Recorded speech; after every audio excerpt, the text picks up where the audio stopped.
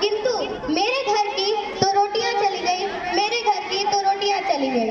यह वाले हालात पैदा हो जाने के बावजूद भी एक माँ अपने बेटे को सरहद पर दुश्मनों की धज्जियां उड़ाने के लिए भेजा करती और उसे पत्र लिखकर यह भेजा करती थी कि अम्मा ने यह खत लिखा है, बड़े ही चाव से, पुत्र मेरे तुम ना घबराना, 1 इंच भी पीछे मत हटना, चाहे इंच इंच कट जाना, चाहे इंच इंच कट जाना। इस तरह से पूरा परिवार अपनी देशभक्ति साबित कर रहा होता था।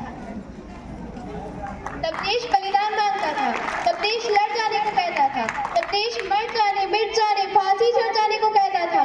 किंतु आज देश लड़ जाने को नहीं कहता, आज देश मर जाने, मिट जाने, फांसी चढ़ जाने को नहीं कहता। मेरे विचार में यदि कोई व्यक्ति अपना काम पूरी ईमानदारी, पूरी मेहनत, पूरी लगन से करे तो वही सबसे बड़ा देशभक्ति है।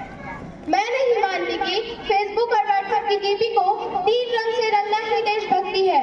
यदि आप कहेंगे कि फुटपाथ पर रहने वाला हर वो बच्चा ट्रैफिक की छांव में नंगे पांव तिरंगा बेच रहा होता है, तो क्या आप उसे देशभक्ति कहेंगे? ये देशभक्ति नहीं, ये उसके पेट की भूख की शक्ति है जो उसे ऐसा करने पर मजबूर करती है। क्योंकि ना मस्जिद को जानते हैं, ना मंदिर को जानते हैं, ना मस्जिद को जानते हैं, ना मंदिर को जानते हैं। जो पेट के भूखे होते हैं वो सिर्फ भोजन के निवाले को जानते हैं, वो सिर्फ भोजन के निवाले को जानते हैं।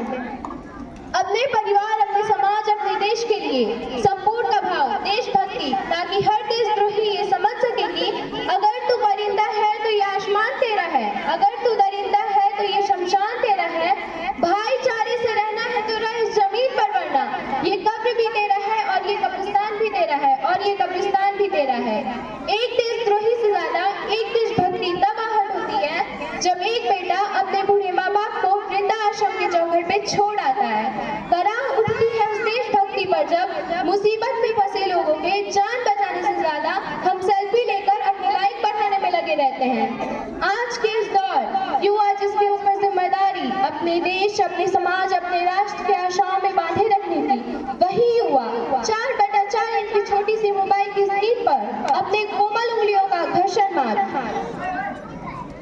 वे अपनी भावनाओं की मूर्ति बनाकर भेज रहे हैं, यानी भारत का भविष्य तबाह कर रखा है। और मैं बता दूं कि महिला की सुरक्षा के मामले में आज भी हम 4 नंबर पर आते हैं। हम न ऐसे समाज में जीते हैं जहाँ पर पत्थर के मुहूर्त को लगते हैं 56 लोग और भूखे न तड़पते लोग सो जाते हैं लोग। मजदूर को मजदूर समझिए, मजबूर नहीं। गरीब को काम दीजिए, दान नहीं।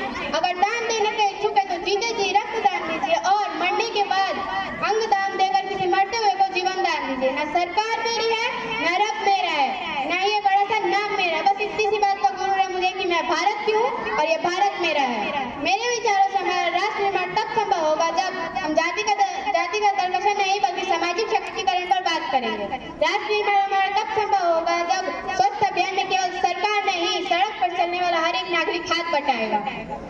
स्वच्छ भारत को दिल से अपनाने के लिए असल मायने में हमारा राष्ट्र निर्माण तब संभव होगा जब गरीब बच्चा मध्याह्न भोजन के लिए नहीं बल्कि ज्ञानार्जन के लिए सरकारी स्कूलों के चौखट पर कदम रखेगा।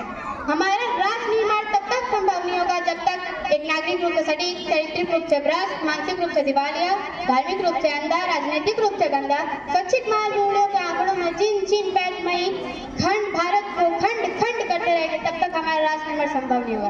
बड़ी बड़ी बातें नहीं, छोटी छोटी कोशिशें करनी होगी, क्योंकि हमें ठोकर पहाड़ से नहीं पत्थरों से लगा करती है।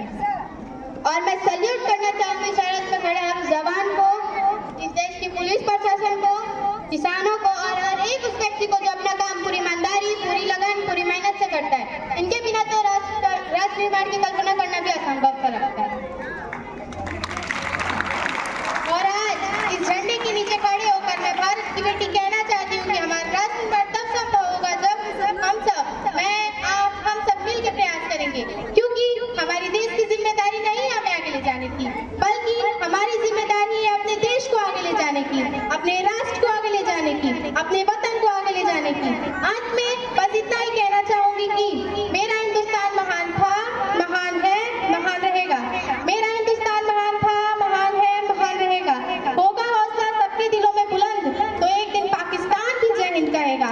पाकिस्तान ही क्यों, सारा जहां जय हिंद कहेगा, क्योंकि सारे जहां से अच्छा हिंदू सिता हमारा, सारे जहां हमारा, हम बुलबुलें हैं इसके, यह गुलिस्तां हमारा।